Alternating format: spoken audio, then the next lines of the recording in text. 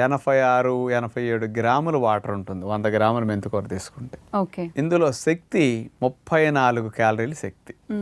అందరం ఎన్నుకునే కార్బోహైడ్రేట్స్ 2 గ్రాములే, అసలు లేనట్లు లెక్కే. 0 కార్బ్ డైట్ తినాలని అందరూ మెంతికూర తినచ్చు. ప్రోటీన్ 4 గ్రామ్స్ ఉంది, ఫ్యాట్ 1 గ్రాము, ఫైబర్ 5 గ్రాములు. ఇవి మెంతికూరలో ఉండే స్థూల పోషకాలు. ఇక దీనివల్ల ఏమేం బెనిఫిట్స్ వస్తాయని వాళ్ళు అన్నారంటే, ఈ మెంతికూరలో ఐరన్ 6 మిల్లీగ్రాములు ఉంది 100 గ్రాముల మెంతికూర తీసుకుంటే. ఇది రక్తహీనత రాకుండా బాగా రక్షించడానికి బాగా ఉపయోగపడుతున్నది. ఇందులో ఇది మెయిన్ బెనిఫిట్ చెప్పారు, ఎందుకంటే స్త్రీలకు కూడా రక్తహీనత ఎక్కువ పురుషులతో పోలిస్తే, అందుకని మెంతికూర బాగా ఎక్కువ ఉపయోగపడుతున్నది అని ఇవ్వటం. ఇందులో విటమిన్ K1 428 మైక్రోగ్రాములు ఉంది.